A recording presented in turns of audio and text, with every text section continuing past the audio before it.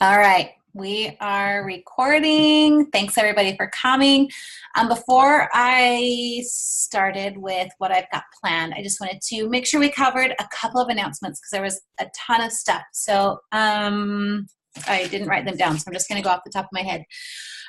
First, $20 off all challenge packs and completion packs. So super great deal. That's never really been an option before. So like we've been posting today, make sure that you are giving that out to your customers, and everyone that's told you no has said that they are have given you that price objection. And also, maybe if you've invited to coaching before, that would be a really great way to say, hey, these are on sale. This is an excellent time to get started with coaching because we can get you all trained before the holiday rush starts. And then when everyone makes their New Year's resolutions, they'll be looking to you. So let's really push the business opportunity right now. It's really the best time to become a coach. What else was I going to talk about? Transform 20 is launching soon. If you are not following any of the coaches that have been in the test group, I suggest that you do because they can start sharing stuff about it and showing workouts starting today. So check out some of those coaches just so you can get some insider information and you can get some ideas on how to share it. What it's about. We'll be getting some sneak peek info on that as well. But it's always great to get some additional information from people that are in the test group. Brigitte is going to be doing a coach sneak peek next week. So make sure that you get some people excited about it. You're posting about it. Today, if you haven't done a post yet about today, because it's payday, it's rank advancement day, it's team call day. So post about that and share about the awesome opportunity that we have as coaches and invite to that sneak peek. I believe it's the 7th, or I'll double check and post it in our team page. I believe it's the 7th through the 9th is when that group is. It's really awesome because you don't have to come up with any of the content. You get to just put your coaches in there and tag them and interact with them, but you don't have to feel the pressure of having all the answers. There's probably more announcements, but I can't think of them and I don't want to waste your time. So today we are going to talk about social media training, and I'm going to do most of this on Instagram, which is huge right now. If you do not have an Instagram account, open one right now as we're talking, and I will help you figure it all out. A lot of this information is based off of Chalene Johnson's training that she provided. So she has a huge team that is like all about learning the ins and outs of social media. She has her own Marketing Impact Academy. It's basically for entrepreneurs to grow their businesses, grow their following. It's really successful. So she has this whole team dedicated to this. And she says she has some insider people that know more about algorithms than most everybody else. And so she gave some really great tips, and I'm excited to share them with you. So right now, Instagram is bigger, more popular than Facebook right now, just especially with our age demographic. So it's really important that we are utilizing this really amazing tool at our fingertips to be able to reach people we never could before and share in a way we never could before. So I know when I first started Instagram, I knew nothing about it. I didn't know how to grow a following. I didn't really know how to share because a few years ago, Instagram was a lot different than it is now. Before, it was you post a picture and maybe you post a teeny caption and that's it. And like all you had was your feed. But now they have updated it to add tons of different things. So now you can do multiple photos. And that's called a carousel photo, where you can do, it has a little dot underneath and you can upload however many photos with it. There's carousel photos, there's stories, there's IGTV, there's IG Live, and then your photos, your feed have almost turned into more of like blog posts for most people. they're more of a post rather than just like a single line caption. So she talked about how this can be really overwhelming and intimidating because there's so many different things to do on there. You don't really know where to start or where to put your most of your time. And so you might feel like you're spending your entire day on social media and just maybe not even seeing the return, or wondering, like, am I putting my time and effort into the right spot? So she gave some ideas on exactly where to spend your time, what to put your priorities on, and how to boost your engagement so that your stuff is actually seen, right? We've talked about this before, where you can create amazing content, amazing posts that speak to people's soul, but if it's not getting to anybody, there's no point. If it's not reaching the people that you want to reach and you're able to help, there's no point in spending your time doing that. So her first 5 tips for using Instagram or social media better is, first, create savable posts. So if you didn't know that you can save posts in Instagram, when you're on your feed and on the right-hand corner, there's like a little ribbon thing there, and that will save posts. So this is great for 2 ways. First, it's great for you if you are in your feed and you see a quote, or if you see a picture that draws your attention, or if you see a caption that draws your attention, you can save that and use that for your own inspiration. Not copying, we're not going to do that, but for inspiration. So that's a really great way. We have that capability in Facebook, and we do have that on Instagram as well. But when somebody saves your post, Instagram says, oh, hey, that person likes what they're putting out, so we're going to keep putting that into their feed. So if they save your post, then your stuff is going to come up in their feed more. So ideas of posts that are savable are, maybe it's a quote, it inspires them, so they'll save it. Maybe it's a recipe, really great, especially right now with the holidays when things are a little bit more difficult for our business because people's attention is just drawn in other ways. Right now is a fabulous opportunity for us to create value and share and serve people, to show that we're not just here for the quick paycheck, that we are here to guide them and to serve them. So creating content that they can save, like recipes. Maybe it's a quick workout routine video, or just a picture of you and like a quick routine underneath. And don't feel like you have to like create something grand, and don't spend a ton of time on that. Like, grab a little snippet from your workout that you're doing that day, post a couple of moves, and then they can save it. So those are a few ideas of savable posts. Next is carousel posts. So if you have before and afters you want to share, make it so that they have to scroll through those and see a couple, or because the more time that somebody spends on your photo, on your feed, the more that Instagram will put your stuff into that person's feed. So if they are taking the time to scroll through all of those pictures, then that is going to increase your engagement that way. The third tip that she gave was better stories. So we're going to get into stories a lot more, but just making sure that you are providing something on your stories that's going to keep people coming back, that you're not boring them, that you're not just talking at them, you're asking for opinions, you're doing something fun, you're creating maybe some FOMO, you're making them laugh, sharing recipes on there. So make sure that your stories are just maybe amped up a little bit. That doesn't mean spend all day on them. It doesn't mean you have to have fancy lettering. I know some of the top coaches have, lots of apps that do all sorts of fancy stuff. Don't feel like you need to do that. Just improve your content. With stories, the first kind of little breakout for this is make sure that when you're posting, that you're doing them kind of at in intervals. You want to be posting at least 3 to 5 times or 3 to 5 stories per day.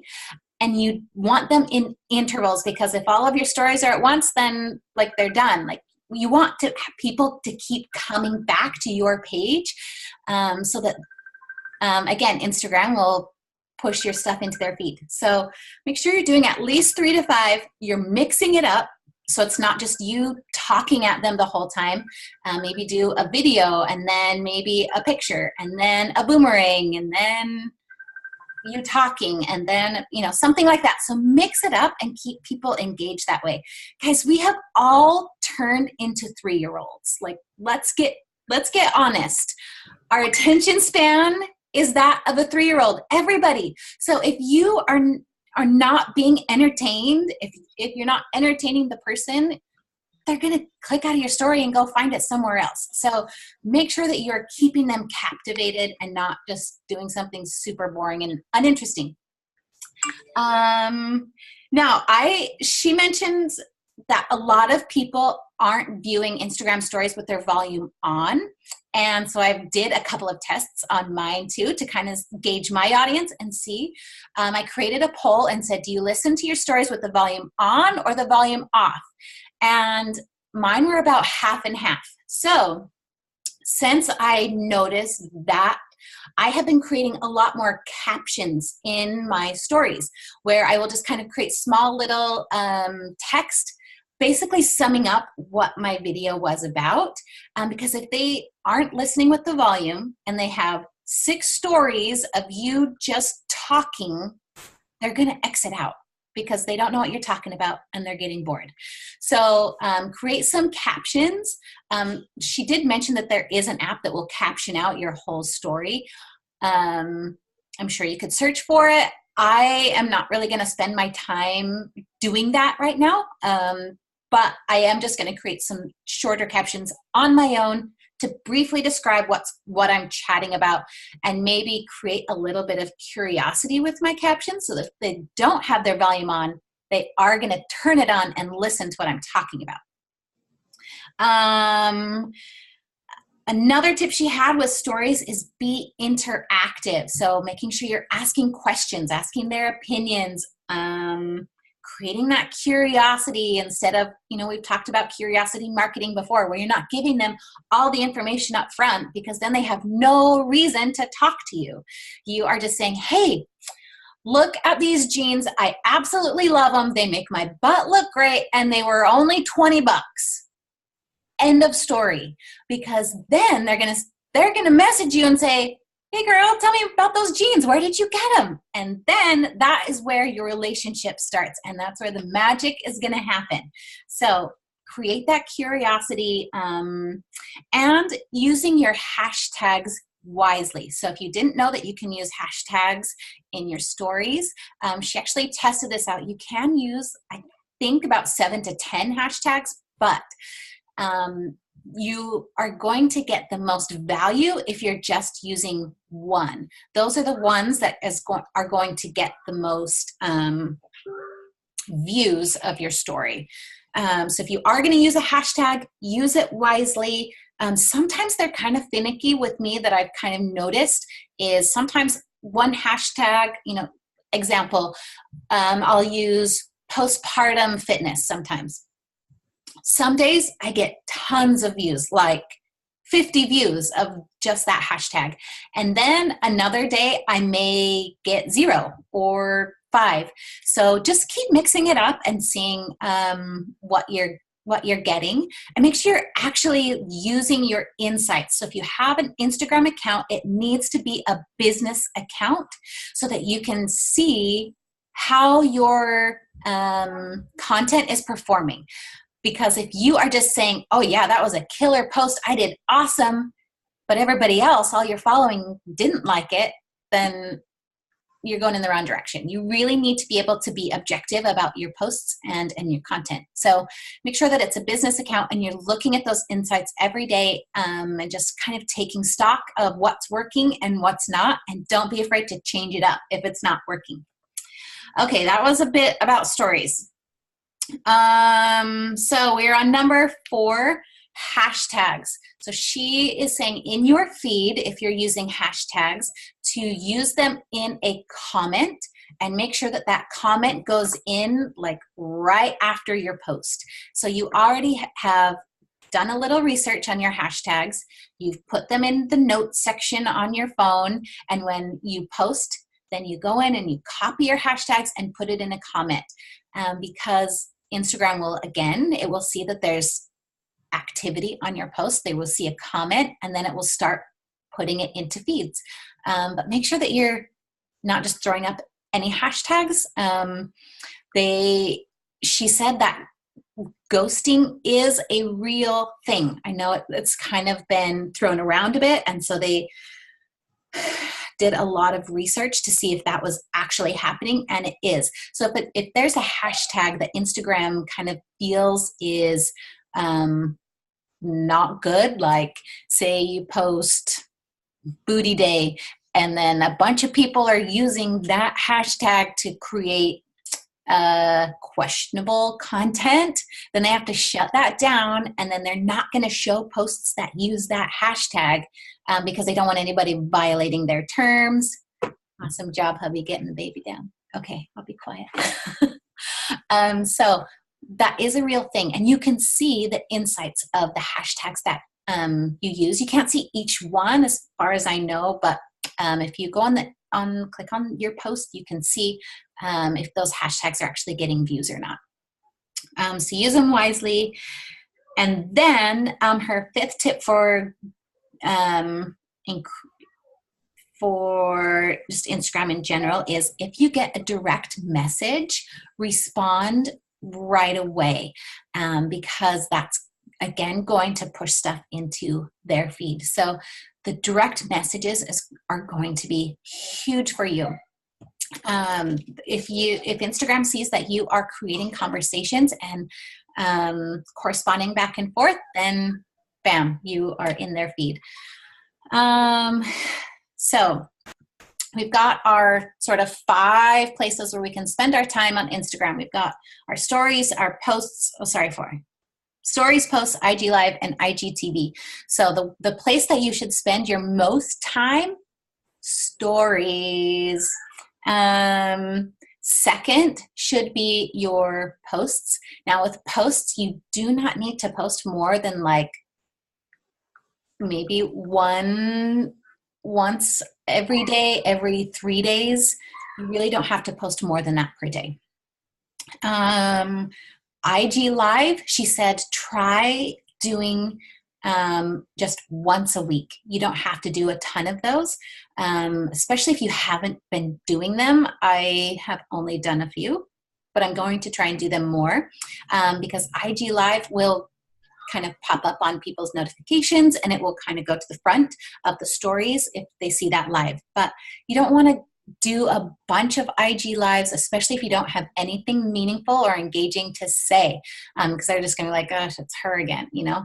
So make sure that if you are doing an IG Live, that you are relatable, that you are engaging, you're capturing their attention right away, because again, we're 3-year-olds, and if they don't have your attention right away, they're going to get out of it and go find somebody else. And then when you're finished with your live, make sure you save that story, and then you can use that same video to chop it up and put it in your regular stories, or create a post about it, or you can save it and go to number 4, which is IGTV. You can upload it to your IGTV. I've only done a couple of IGTVs as well. She said that you can do once a week as well, or less frequent. But IGTV is a really great way, she said, to when people are asking you a lot of questions, or you're explaining something in depth, you can send the link to that IGTV to people. So if somebody says, like, what's coaching all about? Or maybe you're talking about coaching in your messages, and you say, hey, you know what? I actually have an IGTV that I did that kind of explained my story about why I started coaching. And then you can send them the link to your IGTV, and then they go and view it. So you're not spending a bunch of extra time. So you can use the same content and spread it over different not platforms, but different areas so that you're not on social media all the time, regurgitating yourself all the time. Let's see. Okay, a couple of more things with your stories. Again, the reason that they are so powerful is because like that's where the real life is. That is where you're going to be getting the people that love you, that know, like, and trust you. That's where you're building those relationships. You're not building them in your feed because everybody knows that the feed is like curated, right? Like it's a fancy photo with a filter and text that took all day to write. I mean, not me, but that's how a lot of Instagram content is. It's more like a magazine. You know that it's kind of filtered, but with stories, like it's just real. So people just feel like they can relate to you more and get more from you, and that's where I have specifically built a lot of relationships with. So some ways to boost engagement through your Instagram stories are using polls, using the question sticker, using a hashtag sticker or a location sticker, something that somebody can interact with it. So if people are using your polls and they're answering questions, it's going to boost your story up in the line to everybody else because Instagram's going to say, hey, that person's creating some awesome content and people are interacting with it. Let's get it into more feeds. So make sure that you are using those stickers, using them every day, not in every single story, but make sure you're using it at least once a day. Let's see. Okay. So she had mentioned that, again, with stories, you need to have 10,000 followers in order to get the swipe up option. Congrats, Erin. She's to that phase. But she said that there is a way that you can kind of do a workaround in order to use that if you're not at 10,000 followers yet. And I thought this was really, really creative. She said, like, if you have, you know, you want to invite to your challenge group or something, you can say, do you want some more information about it? Or maybe you're giving out a recipe or something, create something that they can interact with you that would be a swipe up option, but just say, do you want me to send you the info on this? And use a poll, yes or no. You've got they responded to it. So you can send them a DM with a link to the coach sneak peek. You can send them a link to your free group. You can send them a link to a coach application or whatever. So then, again, you've got direct messages going on. You've got a conversation going on. And then Instagram is going to put your stuff into their feed. It creates a dialogue and puts your stuff first. So that's kind of a way that you can use the swipe up option without actually having a swipe up option.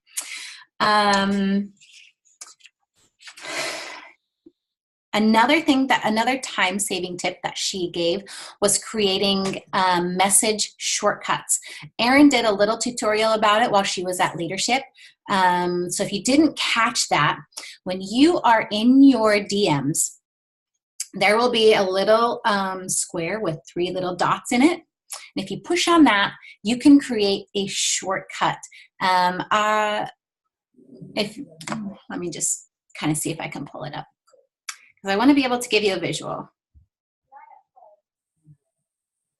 Oops. Okay. Hopefully we'll be able to see this. I don't know. So you see the 3 little dots in that square? Everybody see that? So if you push on it, this is where you can create shortcuts, like quick replies. So I've created a few. These are all of my quick replies that I've created. So when somebody says, you know, when I'm chatting about a challenge group and I want to tell them everything that they're getting, I don't want to send the same message 5,000 times that I've already sent before. So I can just type up, I just hit CP, whoops, that's what I have it saved under. Then my three little squares go blue. I click on it and look, it comes up with all of my text that I have saved right here. So if you find yourself, maybe it's invites, maybe it's your PB&J message that you're doing, whatever it is, use those shortcuts, and then you can go in and personalize it if you need to. That's going to save you tons of time. Another way that you can do that, because if somebody responds to something in your story, like a poll, you can't, let me go to mine so I can show you. Okay, so I created a poll today. So here's my poll results. So you can direct message from here now. This wasn't an option a while ago, but now you can. But you can't do your shortcut messages from here.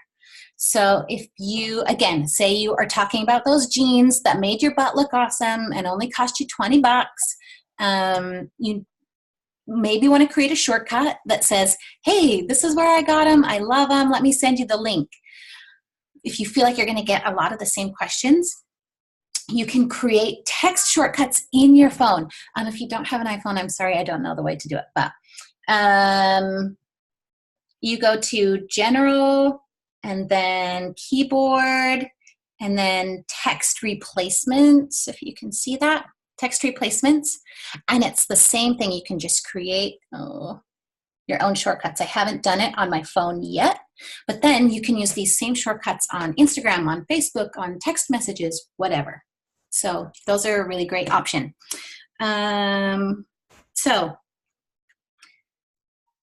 let's see, I think that was it. Okay, so we know there are a million, okay, there's literally 400,000 other coaches in our network. So what is going to help your stuff stand out, and how are you going to find the people that you're going to connect with out of all the other coaches? It's, you know, that are doing the same thing that you're doing. You need to find what makes you uniquely you, because again, your story, your journey is different from anybody else. So you need to, you can use these tips in order to find the people that are going to relate to you, that are going to love on you, that is going to be perfect for you, that's going to be your lifer. And they're going to be able to connect with you from your story. The more that you share it, the more you're authentic. More that you are giving them a reason to come back to you. Somebody have a, I thought that was weird. Okay, so your time on social media, are you just spending time, or are you actually working? I know that this is a big thing that we try to push, like, don't just spend time scrolling, don't just spend time on social media. Make sure that you're actually using it to work for you. If something is intimidating to you about doing stories, then my best advice is to just find a couple of people, maybe some are coaches, some aren't coaches, and just start watching their stories and see what you like, see what draws you in, see what attracts you, see how they're sharing, see how they're using their buttons, their poll options, what questions they're asking, things that engage you, and then again, turn it into you and then share those. But the best way to get over any fear is to just jump in and try it and do it, and you'll get better at it the more that you do it. So don't expect to be an expert. Don't expect all of these to all of a sudden you have 10,000 followers, but this is going to help you just be able to use your voice to speak to those people that need your help, that need your story, and need your encouragement. Let me see. I feel like there was one more thing in here. I think that's it. Did anybody have any questions or anything they wanted to share? I know that that was so much information. This isn't even about Instagram, but at Leadership, they actually went through and like showed us the numbers of how many working coaches there were and how many like working emeralds there were and working, you know, like at each rank. And to be honest, I was pretty disappointed. Like I really thought like 400,000 coaches, like I thought there were 400,000 coaches, but honestly, there's barely over 100,000 working coaches that actually are like hitting Success Club, you guys. So don't feel like this is like saturated. Don't feel like there's so many other coaches out there. Don't feel like everybody's doing this and you don't have a chance, because that is so not the case. Like I think because last year kind of was a hard year for a lot of coaches. I feel like a lot of coaches quit. And so I feel like right now is like our best time yet to like just pick it up. Beachbody realized that. They've changed a lot of different things about the company and everything, and they're ready to take off. Next year is their 20th anniversary, and that's why they have so many things planned out for next year, because they want it to be the best year yet. So we can be a part of that. So don't feel like it's oversaturated, overpopulated, over anything, because we are here for a reason and we have so many people that we can help. Yes. Thank you so much, Erin. Absolutely agree with that. Anybody have anything else they want to chat about? Or I have a question about Instagram. Yes. I'm trying to just focus a little bit more and like clean it up, I guess, more for a business aspect. So anybody have any thoughts around using their highlights and attaching like a link tree to their little profile? Linktree is awesome. I love Linktree because then I have links to our Coach Sneak Peek group. I have links to our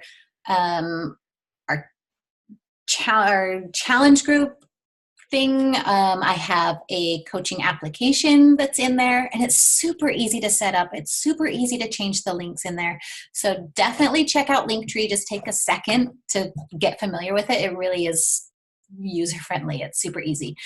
So definitely do that. Highlights, I haven't been keeping up on my highlights. I did them before, but I personally didn't see a lot of extra people viewing them or getting a lot of return from them. So I don't really update them a whole lot, just because I feel like my time is spent better elsewhere. But I think if you don't have highlights, I think it's okay to put them in there. So if somebody's going to your profile and, they can look through them really quick, but I wouldn't spend a lot of time on them. I feel like the highlights, like I think if you refer back to them a lot in your stories, it would probably be a lot more beneficial. I never refer back to them. And so when I do them, like I don't do them very often. I mean, I have like my set, whatever, but same with Katie. But I feel like some people that I follow will refer back to, oh, by the way, I have this highlight, or, oh, by the way, go check this out in this highlight. So then people know to go there, but I don't think they go just to look at highlights. I don't know. Absolutely. Totally agree. One thing I did want to mention about your social media in general. So we really need to be able to, when we're setting ourselves apart, we need to create our special brand. And this doesn't mean that we need to spend a lot of time on picking fonts and making it fancy and putting words, whatever.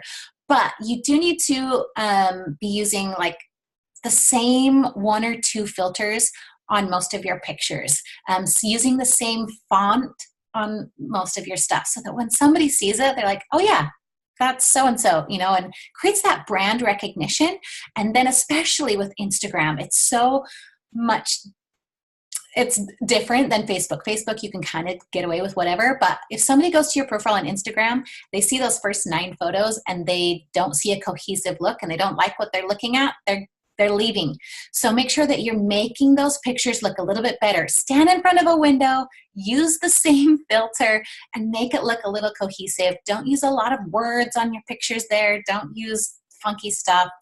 So just take a little time to make that look more professional. And I try to do the same things with my stories. I use the same filters. I use the same fonts most of the time just to kind of create a cohesive brand. Okay, before we get kicked out, I gotta hurry and do a boomerang or else it didn't happen, right?